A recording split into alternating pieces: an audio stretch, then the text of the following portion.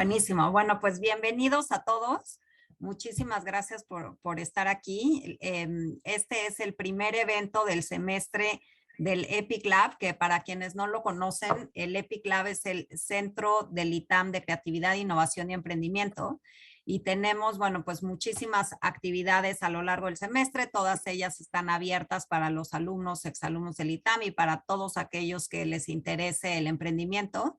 Vamos a tener muchos talleres de marketing digital, de cómo constituir una empresa, un startup. Vamos a tener muchísimas pláticas con emprendedores a lo largo del semestre en temas de innovación, de emprendimiento, de e-commerce.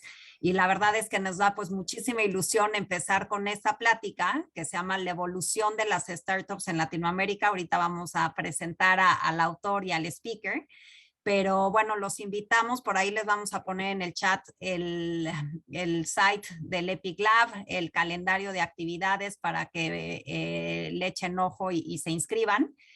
Y bueno, pues muchísimas gracias también a la doctora Claudia González, quien muy amablemente, bueno, nos ayudó a poner esta plática para hoy. Sabemos que aquí hay alumnos de la materia de innovación y modelos de negocio que creo que va a ser, pues la verdad, una plática que les va a dar un contexto bien importante para todo el semestre. Y también, bueno, sabemos que hay muchísimos participantes del EPIC Lab y también de fuera del ITAM. Entonces, pues, bienvenidos. Y bueno, para comenzar vamos a presentar a nuestro invitado de honor, que es Alejandro Estrada, quien es fundador y managing partner de 14 Ventures, que es una firma de venture capital basada en Estados Unidos que apoya a empresas de tecnologías emergentes para acelerar su crecimiento. Y Alejandro tiene más de 25 años de experiencia global en áreas de estrategia, de innovación, de administración de productos y riesgos en compañías líderes como Visa, Santander, HP y McKinsey. Y sobre todo, pues es un apasionado por el cruce de la innovación, la tecnología y los negocios. Inició su carrera en el mundo de las startups a finales de los 90, siendo cofundador, o sea, es emprendedor de myalfred.com, un sitio comparativo de productos para Latinoamérica. Recientemente fue socio y miembro del comité asesor del reconocido grupo de inversionistas de Angels Firms en Silicon Valley, en el que colideró inversiones en fintech, comercio digital, ciberseguridad y logística. Es ingeniero industrial del TEC y tiene una maestría, un MBA en Harvard en Boston. Y bueno, estamos muy contentos de que esté aquí. Él es autor del libro que nos va a platicar hoy, Entre unicornios, jaguares, serpientes y escaleras. Y bueno, trata de la evolución de las startups en Latinoamérica. La verdad es que es un libro que era muy importante tenerlo, un poco para que nos diera contexto de lo que ha pasado en el ecosistema emprendedor pues en los últimos años, no solamente en México, sino también en Latinoamérica. Entonces, ¿cómo va a funcionar la dinámica de hoy? Alejandro nos va a presentar un poco de por qué escribió el libro, qué es lo más importante que él ve en el ecosistema. Y después, por favor, a lo largo de su plática les pedimos que escriban todas sus preguntas por chat, porque al finalizar su introducción, pues Claudia va a retomar todas las preguntas de ustedes para hacérselas directamente a Alejandro. Entonces, pues bienvenido Alejandro, muchas gracias Claudia y comenzamos. Pues muy bien, pues qué gusto estar con toda la comunidad del ITAM y Daniel y Claudia por organizar el evento y qué padre que tengan una materia de innovación y que haya tanta gente interesada. Espero que les sea de utilidad. Como decía Daniela, yo me dedico a invertir y asesorar startups, principalmente en Estados Unidos, pero también he hecho cosas en Latinoamérica. Y cuando nos venimos a vivir temporalmente a México hace un par de años con la familia, me di cuenta que había una falta de información sobre lo que era el ecosistema en México. Le preguntaba a un inversionista acerca de los startups, pero pues sabía muy bien de su área de especialidad. Algunos de ellos no han sido inversionistas o al revés, emprendedores que nunca han sido, no han estado fuera de la geografía de Latinoamérica o de México. Y dije, sería interesante tener algo que recopile no nada más la perspectiva vertical de cada jugador, sino también qué ha pasado en Latinoamérica, por qué ha pasado y cuál ha sido la coyuntura. Entonces, de ahí me aboqué a escribir este libro. Empecé entrevistando gente en América Latina. Estuve en Sudamérica varias semanas entrevistando gente en Brasil, en Chile, Argentina, etcétera. Y cuando regreso a México por ahí de marzo, empieza la pandemia, todos nos vamos a casa, pero continué escribiendo el libro en un momento muy complicado, porque nadie sabía qué es lo que iba a pasar. Los mercados se cayeron, el fondeo de los estados se congeló, pero creo que fue interesante la reflexión. Yo había vivido hacía 20 años algo más o menos similar. Hicimos nuestro startup de comercio electrónico para México y Latinoamérica, que se llamaba myalfred.com, mayordomo de compras virtual.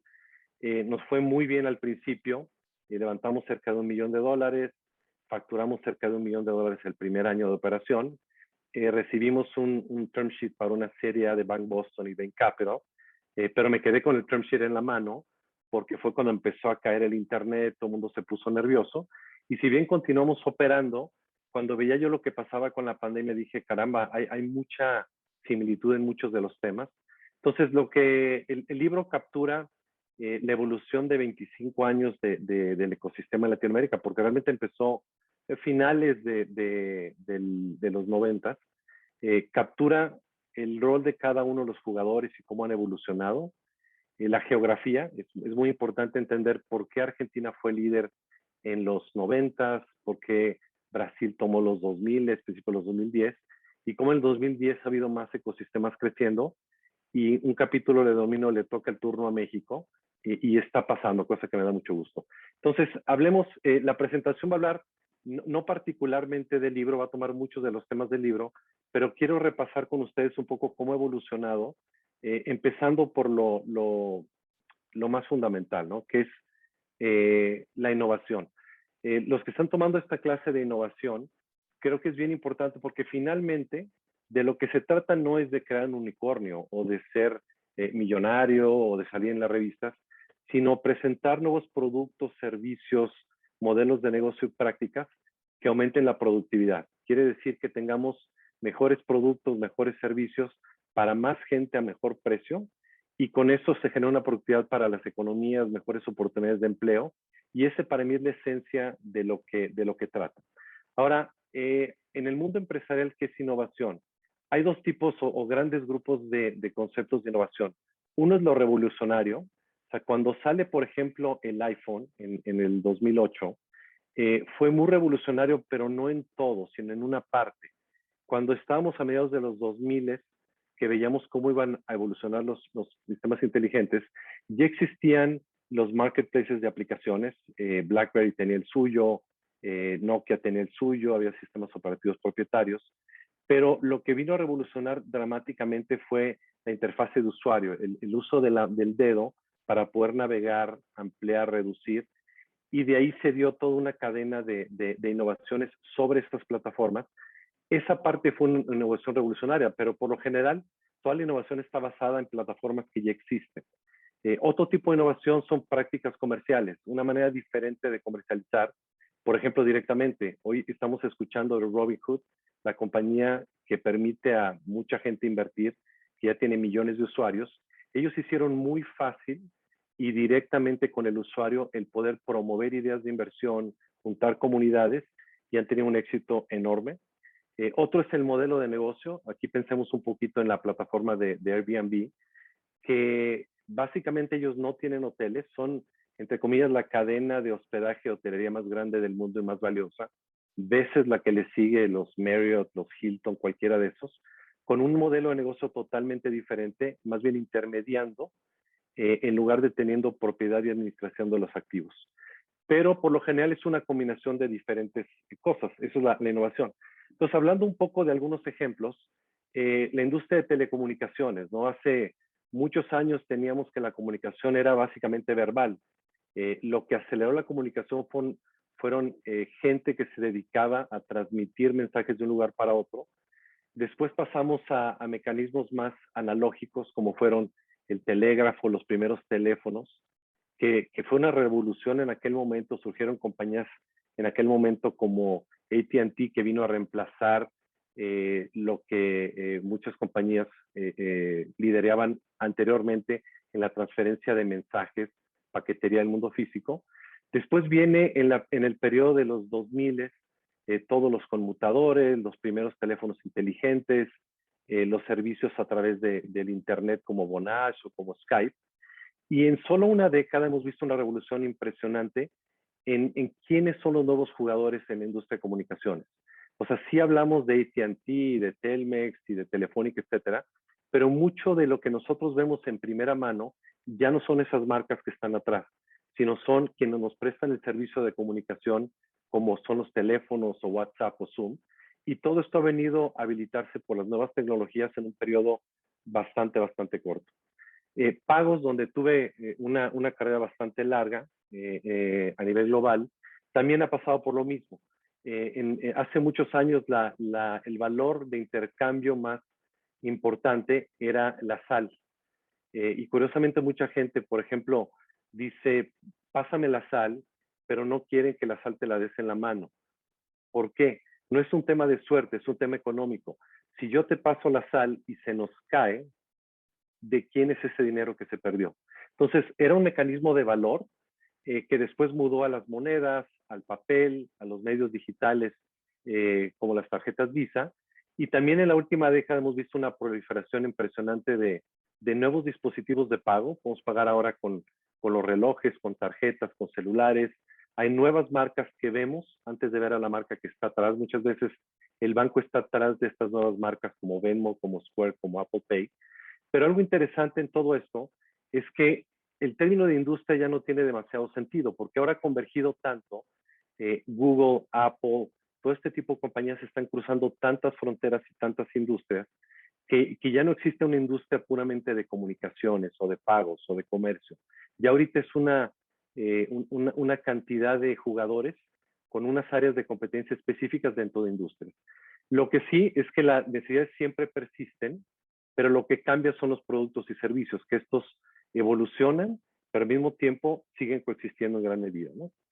Ahora, a los que nos tocó vivir la crisis de los dot-coms y a la mayoría de nosotros que nos tocó vivir la crisis actual, hay una gráfica que se me hace muy interesante que habla sobre la expectativa que tenemos como industria, como personas, es la línea azul, de las cosas. Por lo general siempre sobrevaloramos, sobredimensionamos algo, después nos desilusionamos y gradualmente toma un crecimiento y se vuelve de la mano del crecimiento natural del negocio. Cuando hablo de realidad de negocio, pensemos en temas de ingreso, no de utilidad, pero de venta. Entonces, veamos qué pasó, por ejemplo, con el principio de los 90, ¿no? Amazon empezó en el 95 en la zona de Seattle, cuando el índice de valores del Nasdaq, que es la empresa que agrupa tecnología de Estados Unidos y global, valía como 750 puntos. Y ahí es cuando empieza Amazon. Después vienen los siguientes 5 o 7 años un crecimiento brutal en la valorización perdón, el número no son 2002, es 2000 del Nasdaq. Llega a un máximo histórico de más de 5,000 puntos. Se habla del Internet, de la convergencia de las computadoras, de los medios de pago, de los browsers. Estuve buscando en la revista Expansión portadas que se referían al mundo del Internet de aquel momento y solamente encontré una y fue prácticamente en el pico. Y aquí hablaba de Galperín, de Mercado Libre y de algunos otros, pero llega el punto máximo del 2000 a 5,000 puntos y aquí están los nuevos reyes del Internet, ¿no? Estaba Bezos, estaba eBay y algunos otros, pero esta es la percepción. Esto lo podemos medir como valorización, cómo se veía en el mercado. Y después, ¿qué sucede? Vienen los siguientes 2 o 3 años con una caída brutal en el valor del Internet, en cuestionamiento de si esto está para quedarse o no. Pero lo que no podemos olvidar es que la realidad del negocio estaba ahí. La gente cada vez más pagaba por Internet, cada vez más consumía, había cada vez más compañías, pero entonces todo se cayó. Y de hecho estuve buscando portadas de nuevo de la expansión durante todo el 2000 y no encontré ninguna de Internet, ninguna de tecnología. Todo se dedicaba al mundo físico. Pero esto siguió evolucionando. Se reanalizó realmente qué valor tenía el Internet. Muchos modelos de negocio que no existían o no podían existir en el mundo físico ni virtual porque no generaban ingreso, pues perdieron, pero surgieron nuevos jugadores como Google, como Facebook. Muchos empezaron a crecer en Brasil, en Argentina, y luego vino en el 2010, se cierra la década, se había lanzado ya el iPhone, y viene una segunda revolución. Y de hecho en el libro yo hablo de momentos en los últimos 25 años que han sido claves para el crecimiento del ecosistema, empezando por la parte de los browsers, el acceso a Internet, los pagos digitales. Después viene la parte de los teléfonos celulares y ahorita tenemos una convergencia de inteligencia artificial, de Big Data, de la nube, una cantidad de tecnologías. Pero a final del 2010, esto ya iba para arriba. Si bien en Latinoamérica en los 2000 fueron un año donde no pareció que había mucho, sí hubo esfuerzos por parte de varios de los gobiernos en México, en Brasil, en Argentina, con un éxito limitado, pero ahí llegamos finalmente a donde estamos hoy. Aquí tenemos ya las primeras portadas nuevas de tecnología. Se habla de fintech como una industria muy exitosa en México, al igual que América Latina, que está concentrando probablemente como la tercera parte de los unicornios regionales. Aparece en la portada Kavak, que quizás hace un año muy poca gente lo podría reconocer.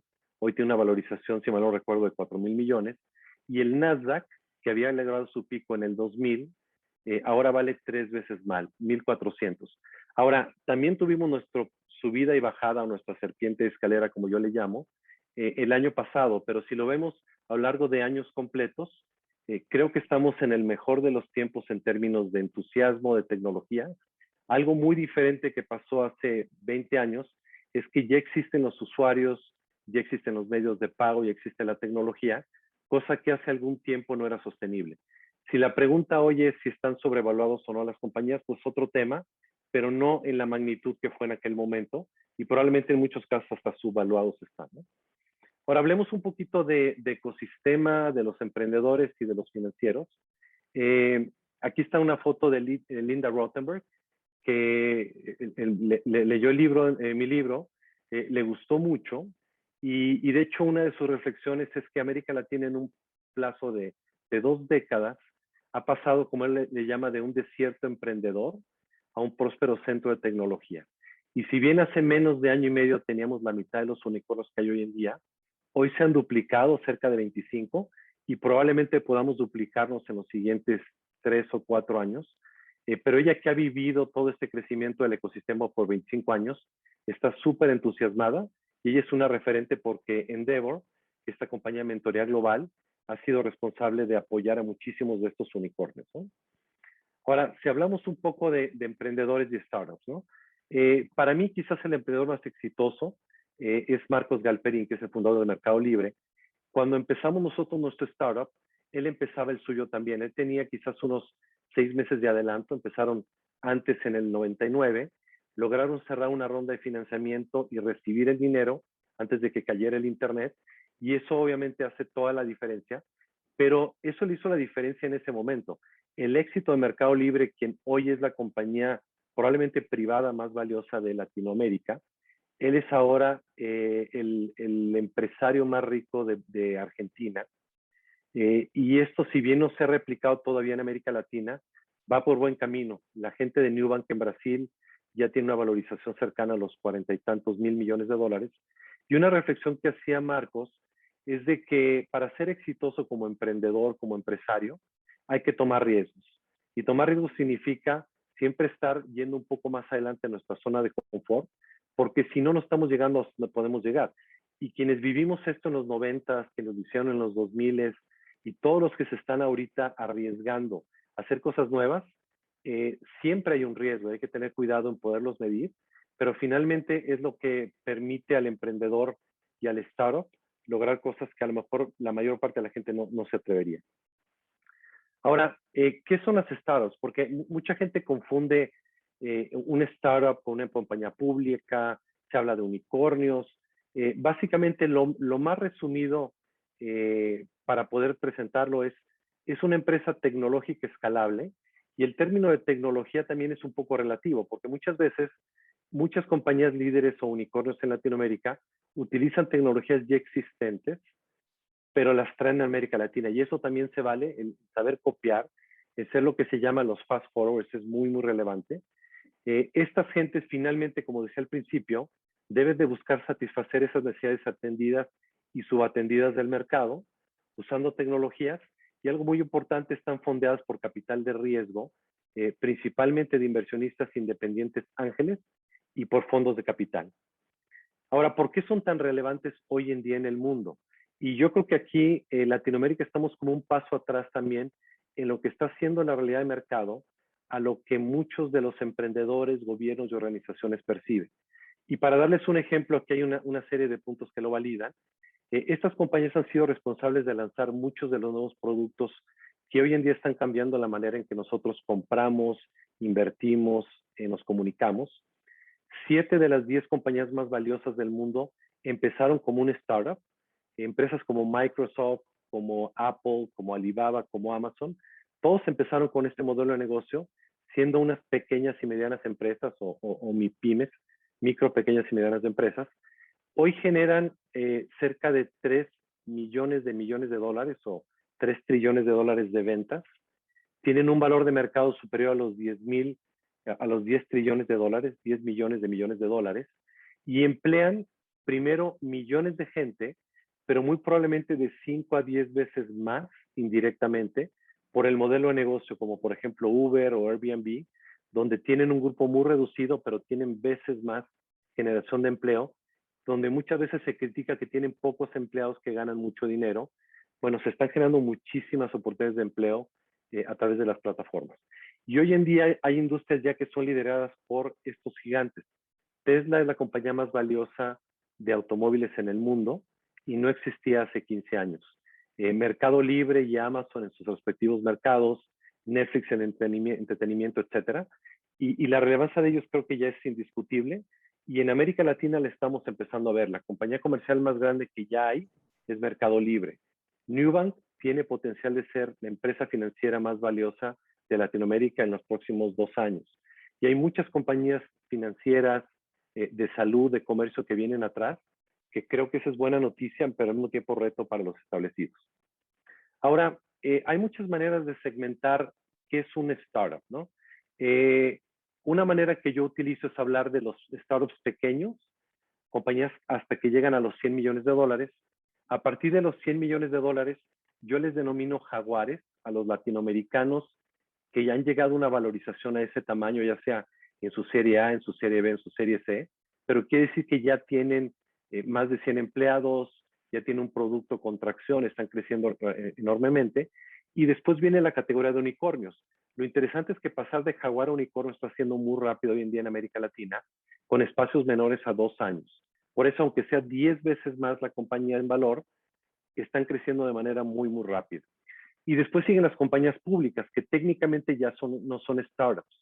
Estas compañías que valen más de 1,000 millones, generalmente se hacen públicos en los mercados de Estados Unidos por lo general, o algunas veces se venden, como fue el caso de 99 en Brasil de transporte, o Auth0 Argentina recientemente. Y para darles algunos ejemplos, a nivel de startups se estima que hay quizás más de 500,000 startups en el mundo. Este número varía muchísimo dependiendo de la fuente, nadie realmente sabe. En América Latina al menos debe de haber unos 20,000, podrán ser más que esto. Jaguares, y empezamos a ver aquí el embudo. Compañías como Tolia o Tala o Presto en Estados Unidos o globales, hay muchos de ellos. En América Latina estimamos entre 75 y 100 de ellos. Cuando escuchan de compañías como startups como Albo, financieros o iBoy o justo recientemente, ellos probablemente sean 75 a 100. Unicornios a nivel global existen como 550, de los cuales 25 son latinoamericanos. Empresas como Rappi, como Clip, como Nubank, independientemente de cuándo valgan, siguen siendo compañías privadas que valen más de 1,000 millones de dólares. Y con esto quiere decir que a lo mejor uno de cada 1,000 startups ha logrado ser unicornio. No es tan justa esa comparación porque muchos de los startups son recientes y por lo general toma 5 o 7 años en convertirse en un unicornio. Cada vez ha sido más rápido. Y luego tenemos empresas públicas, ¿no? Como las tradicionales gigantes tecnológicos. Pero en Latinoamérica habrá unas 15, estimamos. Mercado Libre, Despegar, que se hicieron públicos desde la década antepasada o pasada. De local, una compañía que ya vale más de 5,000 millones de dólares, que es de FinTech, y algunos otros. Entonces, aquí ven el embudo, que es interesante, que en el tiempo va cambiando, pero muy probablemente los jaguares se convertían en unicornio, o gran parte de ellos, y muy probablemente los unicornios se encuentren salidas, ya sea a través de compras o mercados públicos, ¿no? Ahora, algo importante cuando empezamos a hablar de startups es que, contrariamente a una compañía tradicional, aquí hay un juego de riesgo e inversión que es opuesto. Por un lado, cuando alguien empieza en su bodega, en una salita, dentro de su casa, el riesgo es enorme, ¿no? Hay simplemente una idea que tiene que convertirse en un prototipo funcional, que tiene que tener valor para clientes, generar un crecimiento y después exponencialmente expandirse. En la medida que vamos mitigando esos riesgos o atendiéndolos con pruebas, la inversión va creciendo. Los diferentes inversionistas, ya sea ángeles o institucionales, en la medida que se está viendo un avance, que ya hay un producto que funciona, que se está vendiendo, que se logró el primer $1,000,000 de clientes, empieza a haber nuevas rondas de inversión que siguen apostando a un crecimiento, pero finalmente todavía no se mitiga todo el riesgo. A lo que es diferente con el mundo físico es que el mundo físico, cuando alguien quiere aumentar una línea de producción o poner una farmacia o una compañía de distribución, el riesgo es mucho más bajo y generalmente la inversión es más limitada. Aquí no se sabe si esto va a tener retorno o no hasta que existan clientes y exista un camino a rentabilidad, que por lo general toma varios años. Ahora, si agregamos a estas gráficas el ingreso y la utilidad, el ingreso no se da sino hasta que se tienen los primeros clientes, pero luego se vuelve un ingreso exponencial por la misma característica de ser una compañía escalable. Y en términos de utilidad, pues los primeros años, probablemente hasta que la compañía tenga su serie A o serie B, nunca va a recuperar la inversión, y en muchos casos esta utilidad, debido a que se está reinvirtiendo constantemente en el startup, se da muy en el futuro. Por darles el ejemplo quizás más dramático que existe, es el de WhatsApp, una compañía fundada por poca gente que tenía solamente cientos de empleados. La compra Facebook a más de $1,000,000,000, más de 20,000,000,000 de dólares, y esta compañía no ha tenido ingresos prácticamente, pero es una fuente de información y es una pieza clave para la estrategia que tienen ellos de mantener diferentes canales de comunicación con diferentes características, pero ellos esa gráfica de utilidad en el futuro prácticamente no la ha habido. Al igual que de ingreso ha sido muy limitado, pero estratégicamente es muy, muy importante, ¿no? En la primera etapa existe todo este mundo de los startups. En la parte intermedia, lo que yo llamo los jaguares, que empiezan a tener ingreso, se les empieza a invertir mucho más capital, y la etapa o la zona de los unicornios empieza cuando ya empieza a escalar, a crecer brutalmente los ingresos, y obviamente el riesgo se va mitigando, ¿no? Hablando un poquito de los inversionistas, uno de los fundadores de startups más relevantes que ha existido fue Marc Andreessen. Él fue el cofundador de Netscape, uno de los pioneros en el 95 en hacer una herramienta para poder accesar el Internet de una manera fácil. Y después creó su fondo de Venture Capital, que ha sido muy exitoso. Y él dice precisamente esto, ¿no? Un startup es también como, la esencia es como de un inversionista.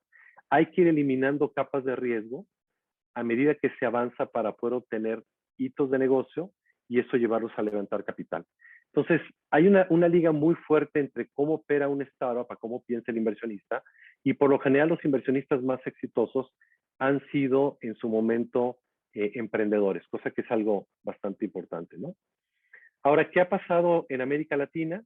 En el 2017 se invirtieron cerca de $1,000,000,000 en startups, en múltiples startups.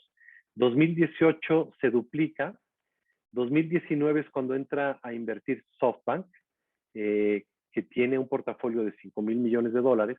Invierte tan solo en Rapid cerca de $1,000,000,000, y eso hace que en el año 2019 se rebasen los $4,000,000,000. En el 2020, a pesar de la pandemia, se invirtieron más de $4,000,000,000, y en el 2021, tan solo en lo que va del año, se han invertido casi $4,000,000,000 también en varios de los unicornios mexicanos. O sea, compañías como Bitso, como Kavak, como GBM, etcétera, ha levantado rondas entre los 200, 250 millones de dólares, se han convertido en unicornios, pero al mismo tiempo las grandes empresas o unicornios brasileños han estado haciendo rondas de financiamiento de esa misma cantidad, 200, 300. Nubank acaba de levantar 750 millones de dólares. Entonces, al cierre del primer semestre, muy probablemente estamos ya en niveles de los años anteriores. Y este número, pues al menos va a ser 50% más grande, pero potencialmente todavía muchísimo más. La noticia aquí es que el capital está ahí. La pandemia, por difícil que ha sido para todos, ha presentado oportunidades para empresas emergentes escalables y el capital está ahí para todos los que quieran entrar en la industria, ¿no? Y hablando un poquito de capital de riesgo, también de una manera un poquito más didáctica, estos son los inversionistas ángeles, que son personas físicas que invierten su dinero, o institucionales como fondos de capital. Este es un negocio de largo plazo, alto riesgo y alto retorno. Largo plazo quiere decir que en promedio se recupera lo que uno invierte por cada startup entre 5 a 7 años, algunos antes, algunos terminan hasta 10 años adelante, realmente cuando los fondos se cierran. Y alto retorno, ¿por qué? Porque los fondos están esperando retornos en dólares, el inversionista, de cerca de 20%, más o menos 5, dependiendo del fondo. Un fondo exitoso te puede dar 25, un fondo medio te puede dar 15 o hasta 10, pero si pensamos que los mercados te pueden dar poco menos del 10 continuamente, el inversionista en este tipo de activos espera lo doble, ¿no? Un fondo, ¿qué es lo que está viendo? Primero que nada, cuando hace un análisis de las empresas, está viendo al emprendedor. Y nosotros en lo que hemos invertido también ha sido algo muy importante, que nunca te garantiza el éxito, el retorno, pero siempre está la capacidad del emprendedor, su capacidad de adaptarse, su entusiasmo, su visión, el no esperar a que las cosas sucedan, sino hacer que sucedan. Después se ve el mercado, qué tan grande es, qué tan relevante, porque alguien que es muy bueno en un mercado pequeño, seguramente encontrará la manera, pero hay que ver también de entrada que el mercado sea grande y relevante, y también que la idea sea diferenciadora, pero no olvidemos que la mayor parte de los startups del mundo exitosos han cambiado y adecuado sus ideas originales de manera que se vuelvan mucho más relevantes, ¿no? El caso más dramático fue el de Google, que ellos querían hacer un buscador eficiente tecnológicamente, pero no se veían y no querían vender publicidad, que ahora ese es su negocio central y es lo que les da ese valor de casi 2 millones de dólares. Y por último, los fondos aportan más que capital. Cuando escuchen ustedes de OLVP o Cometa o Angel Ventures o cualquiera de ellos, su rol no es nada más poner el cheque, hacer el análisis, poner el cheque, sino que ayudan mucho capacitando al emprendedor, ayudándolo con la industria. Toda la parte de gobierno corporativo, que es muy importante, es cómo tratar a los inversionistas, la transparencia, la honestidad, es muy importante para que esa confianza genere nuevas inversiones, y también con contactos que tienen de industria. Ahora, hacia adelante, ¿qué es lo que viene como ecosistema? Como ecosistema, creo que hay muchas oportunidades que tenemos. Por un lado, como sociedad, país o como individuos, y esto lo hablo yo al final del libro, tenemos que estar mucho mejor preparados de lo que estamos hoy en día. Y el nivel de educación que tenemos en temas digitales es bastante limitado. Es preocupante que muchos de los estudiantes hoy en día no tengan acceso por la pandemia a tecnologías, a educación a distancia, pero aún la gente que sí lo tiene, tenemos que ser mucho más curiosos, y si vemos las portadas de las revistas, los periódicos, cada vez más se habla de digitalización, de startups, y esto tiene que ser a un nivel exponencial, muchísimo más de lo que hoy en día tenemos. Por otro lado, todos los jugadores del ecosistema tenemos un papel que jugar, siempre pensando que en el centro está el emprendedor. No está el inversionista, está el emprendedor. Entonces, el inversionista, la universidad, el gobierno, los aceleradores, los mentores, siempre debemos estar apoyando al emprendedor, quien quiera que este sea. Y por último, no olvidar la responsabilidad social que tenemos todos de promover la inclusión. Y cuando hablo de inclusión, queremos ver mucho más gente que venga del interior del país, de universidades públicas, en el caso de México, muchísimo más mujeres inversionistas y emprendedoras, gente de todos los niveles y de todas las áreas sociales, y finalmente, todo para mejorar la calidad de vida de las personas. Creo que, y lo ha dicho, por ejemplo, Galperín, y lo ha dicho la gente de Nubank, ellos no están simplemente para hacer dinero, ellos quieren democratizar el comercio, llevarlo a todas las gentes, que cualquier gente pueda comprar o vender, pagar, ahorrar, invertir, independientemente de dónde están esas personas. Y creo que si bien estamos en un lugar privilegiado todos los que estamos en esta llamada, que no se nos olvide que tenemos una responsabilidad cada vez más grande en que este ecosistema no solo crezca, sino se vuelva más relevante y más incluyente. Y por último, simplemente una reflexión a todos ustedes que están todavía en la escuela, cuando ven hacia adelante, bueno, ¿cómo puedo participar en el ecosistema? Pues hay muchísimas áreas y no necesariamente alguien tiene que ser emprendedor o inversionista. El emprendedor, pues uno puede ser fundador o puede ser colaborador. Hoy en día, contrariamente a cuando yo fui emprendedor, ya es una carrera, la gente sale queriendo ser emprendedor, generalmente en sus 20, en sus 30, con un poco más de experiencia. Pueden trabajar en empresas de capital, fondos de venture capital, gobiernos, las ONGs como el Banco Mundial o el BID. Hay muchas empresas establecidas que están invirtiendo fuertemente en nuevos negocios, en innovación, en transformación digital, y algunos de ellos hasta tienen programas de apoyo al emprendimiento como, por ejemplo, Posible de Televisa. Podemos trabajar en agentes de apoyo al ecosistema, en aceleradores, en incubadores, mentoría, etcétera. O bien hay muchas compañías ya de servicios legales, consultivos, de información. Entonces, quien quiera, quien tenga interés en este ecosistema, hay mucha información y hoy en día. Pueden pensar en carreras que tienen mucha conexión con el ecosistema emprendedor, porque así como sucede en Estados Unidos y empieza en algunos países en Latinoamérica, yo creo que en los próximos 5 años, muchos de los líderes de industria en nuestra región van a ser startups, muchos de los que no reconocemos van a ser los jaguares, y muchos de los jaguares van a ser los unicornios del futuro. Y eso creo que es muy positivo y es una oportunidad enorme que tenemos hoy en día y esta generación. Y pues qué padre que están en una universidad que valora y que invierte muchísimo en tecnología y que capacita, que permite este tipo de foros, porque sin duda esto es el futuro. Y por último, pues bueno, mi parte comercial. Si quieren seguirme como autor, seguir al libro, aquí vienen en las redes. El LinkedIn es Alejandro Estrada autor en Facebook e Instagram. Y la página es unicorniosyjaguares.com, donde hay más información de todo lo que trata el libro. Y el libro está disponible en Amazon en cualquier formato digital, en cualquier lugar del mundo. Y ya Daniela más adelante y Claudia, para aquellos que tengan interés en adquirirlo, les armamos un paquete a todos ustedes, pero lo platicamos un poco más adelante. Pues bueno, Claudia, Daniela, gracias por el espacio. Espero no me haya extendido demasiado y abierta a cualquier pregunta. Muchísimas gracias, Alejandro. Excelente presentación. Tenemos algunas preguntas del auditorio que me gustaría leerte. La primera es de Ignacio Ponce, donde dice, bueno, gracias por la muy interesante presentación.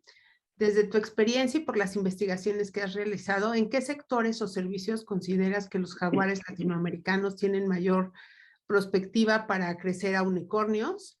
¿Son servicios de intermediación como Airbnb o Rappi o en otro tipo de servicios más relacionados con el entorno de América Latina? Bueno, gracias, Ignacio. Yo creo que uno de los segmentos más populares a nivel del mundo y Latinoamérica es FinTech. FinTech tiene una característica que ha generado quizás la tercera parte de los unicornios de Latinoamérica y probablemente el 20%, poquito más a nivel global. Muchos de los jaguares que conocemos como Quesky, como Conecta, todos ellos, Confío, por ejemplo, todavía no se anuncia que son jaguares, pero no me sorprendería que este año alguno de ellos ya se anunciara. Entonces, muchas de las empresas que hoy en día están teniendo tracción importante, levantando capital, son de fintech. Otra área muy importante es la parte comercial. Y yo creo que aquí, y de distribución, compañías como iVoy de logística, también es un jaguar, creo que tiene potencial para la parte logística. Nosotros invertimos por lo general en algo que le llamamos Commerce Enabling Technologies, que es este cruce de comercio digital, pagos y logística, que todo el futuro va a estar muy basado en eso, y creo que en ese espacio de cadenas comerciales, empresas de logística de última milla y empresas financieras, tiene un potencial enorme. Ahora, México necesita mucha educación, servicios médicos, y esas son áreas que sé que hay muchas empresas más pequeñas creciendo. Potencialmente puedes llegar a ser unicornios y jaguares, porque hay una necesidad enorme del mercado latinoamericano que ojalá estas compañías de EdTech tengan el potencial. Otra categoría que a lo mejor no ha sido tan popular en México, pero sí en Brasil, es la parte de bienes raíces. Y creo que eso va a crecer de una manera muy importante. Pero en fin, yo ojalá que en cada industria tuviéramos un jaguar y por cada 5 o 10 jaguares tuviéramos otro unicornio. Creo que hay una oportunidad muy grande en la parte de los jaguares hoy en día. No hay suficientes, debería haber cientos.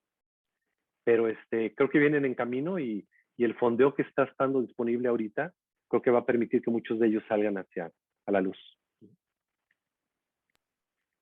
Muy bien, muchas gracias. Tenemos otra pregunta de Juan Pablo Ruiz. Usted comentó que al contrario de hace algunos años, ya existen usuarios de las nuevas tecnologías. Sin embargo, por lo menos en México, se está apoyando actualmente a industrias tradicionales, industria petrolera, por ejemplo. Este apoyo del gobierno a industrias tradicionales, ¿cómo afecta a los innovadores y al ecosistema? Bueno, primero no me hablen de usted, por favor. Bueno, mira, hace año y medio estábamos preocupados cuando se anunció que el INADEM, que es ese fondo de gobierno de poco más de 400 millones de dólares, que apoyó a cerca de 40 y tantos fondos de capital de riesgo, que invirtieron hace 8 años en todos estos nuevos jaguares y unicornios de México, se anunció que desaparecía para darle prioridad a empresas tradicionales, pymes tradicionales. Sin embargo, creo que la buena noticia es que el ecosistema no depende de ese dinero. Hay un rol del gobierno que exploro en el libro que va mucho más allá del capital. Tiene que ver con reglas, tiene que ver con promoción, tiene que ver con educación, no solamente el capital. Cuando pensamos que el gobierno invirtió, vamos a poner números redondos, ¿no? 500 millones de dólares en 10 años, a lo mejor estamos hablando de 200 millones de dólares por año. En México se están invirtiendo, 50 millones de dólares por año. Si en México se han invertido cientos de millones de dólares, probablemente más de 1,000 millones este año, el rol del gobierno como proveedor de capital no se necesita, honestamente. Sí en otras áreas, pero no en el capital. Entonces, pues claro que es importante tener a un gobierno que crea en la digitalización, que esta brecha digital es muy importante, que podamos enseñarle a la gente a pescar y no darle pescado. Yo creo que es un tema muy importante. Y ojalá que la iniciativa privada pueda trabajar con el gobierno para encontrar mecanismos, pero creo que el ecosistema, con esos compañías de clase mundial como Endeavor o 500 Startups como Acelerador, o todos estos fondos internacionales que están invirtiendo ya cientos de millones anualmente en Latinoamérica, con nuestros emprendedores de clase mundial que estamos generando, es una pata menos de una mesa de 8 patas, no de una mesa de 3. Y esa es la buena noticia, pero sin duda creo que el gobierno tiene una oportunidad enorme de reconocer que este tema está para quedarse, que es muy importante para el país, y reconocer que los éxitos son éxitos de todos, no nada más de algunos emprendedores.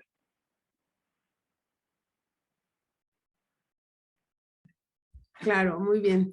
Muchísimas felicitaciones de Miguel, de Sharon, de Lourdes, Fernando.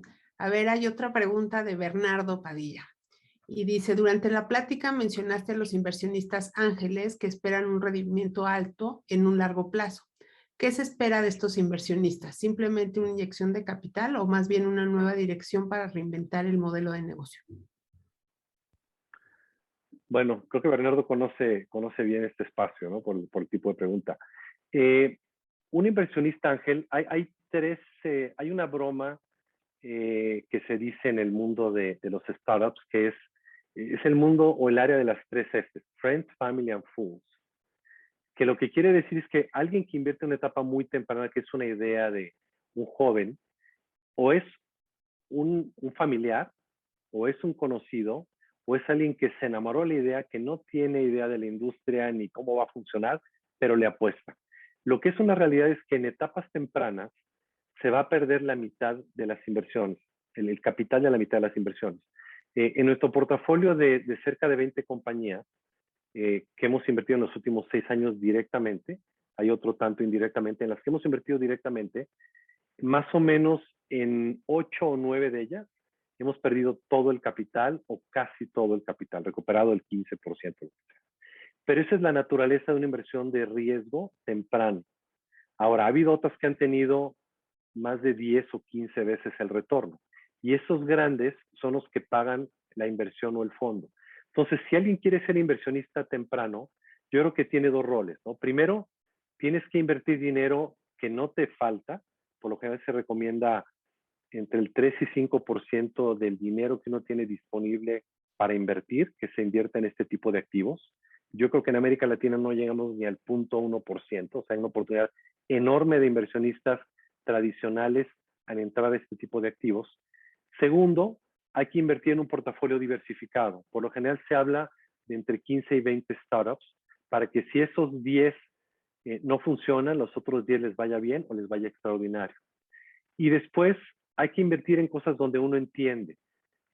A lo mejor hay algo que parece que está teniendo buena atracción, que no entendemos, pero hay gente capaz que está metida, pues bueno, algo podemos poner ahí de capital, pero por lo general yo recomiendo que se invierta en cosas que uno conoce.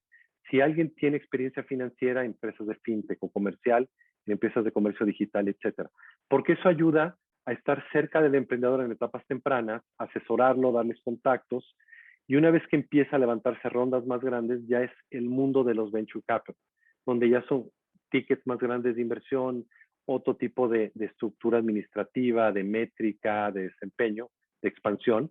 Pero la etapa temprana, que es fundamental, tiene características de muchísimo más riesgo, pero un retorno muy, muy grande.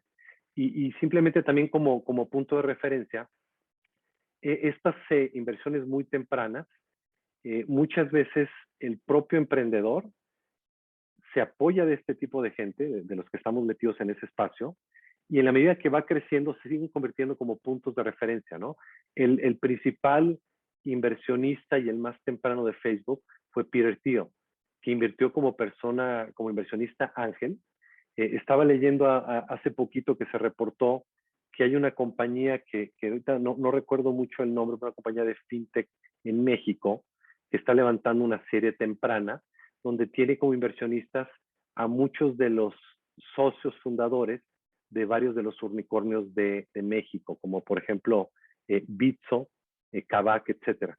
Entonces, ahí se da una dinámica bien interesante de que muchos de los ángeles son hoy en día aquellos emprendedores que fueron ángeles 5 años atrás.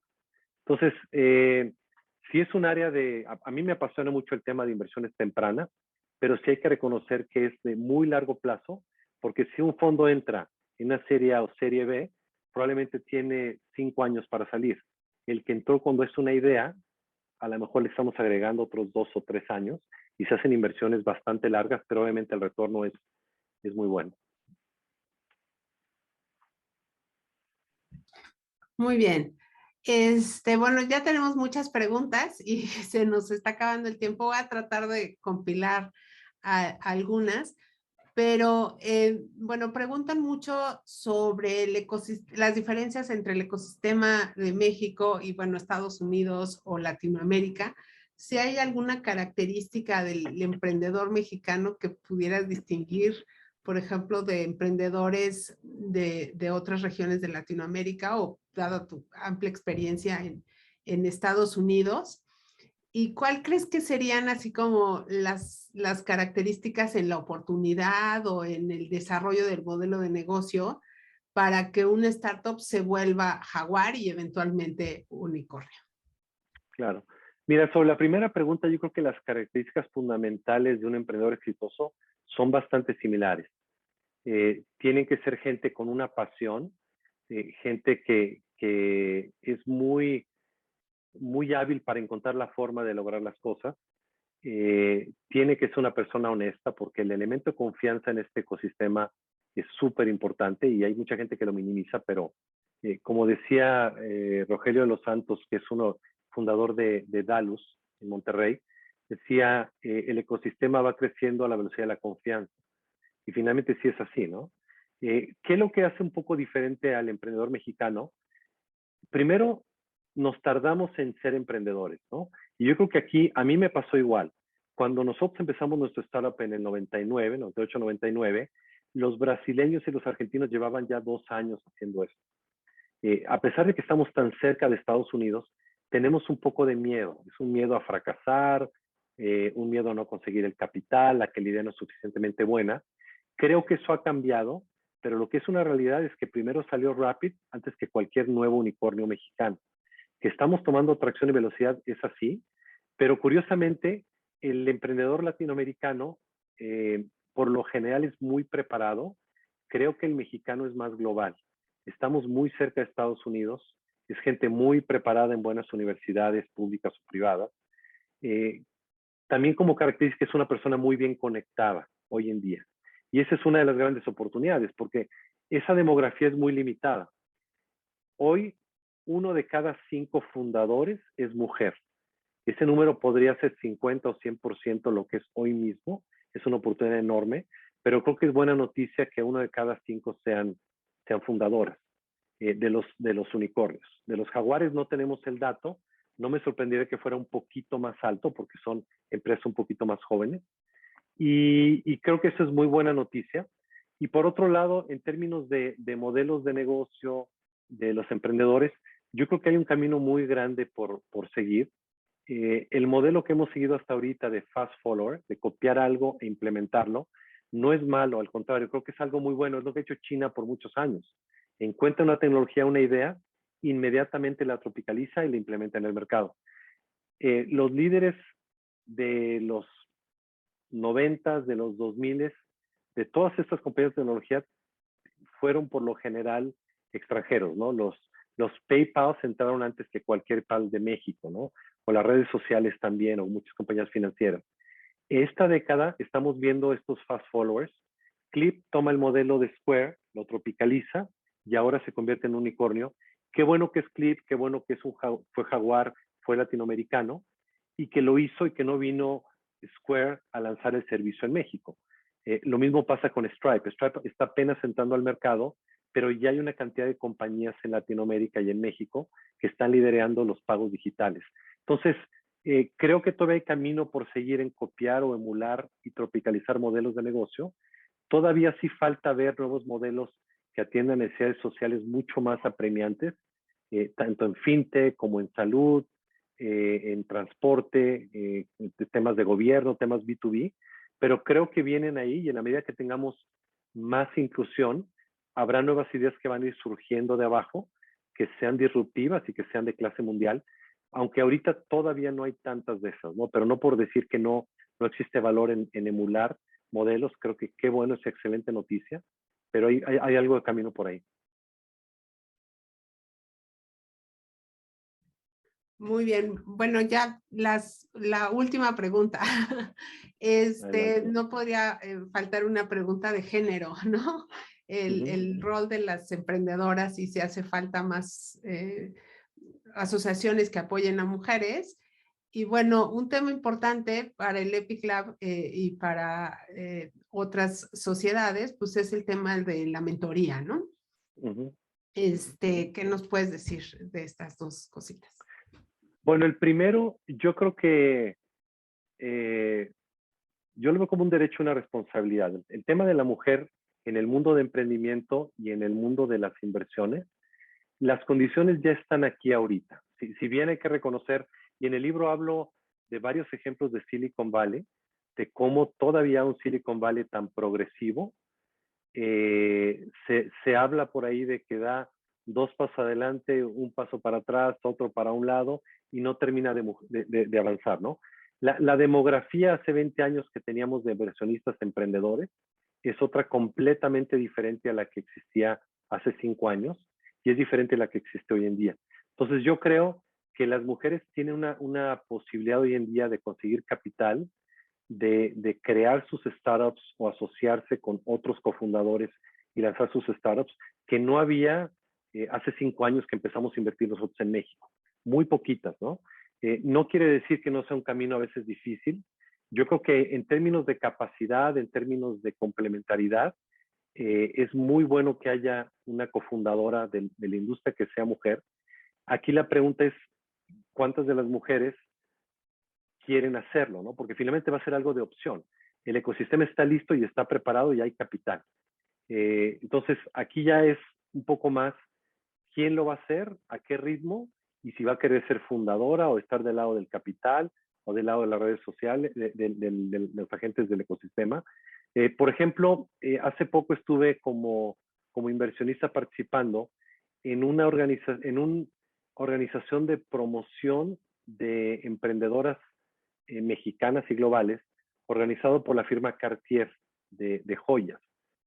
Una amiga mía de Silicon Valley se convirtió en la directora mundial de ese programa, me invitó, ellas premiaron a algunas emprendedoras latinoamericanas, y uno pensará, Cartier, ¿qué tiene que estar haciendo en Latinoamérica, no? Ahora, lo curioso es que una de las premiadas es una muchacha europea que está tratando de cambiar la manera en que los agricultores de provincia del país, en México, reciben capital de trabajo para producir.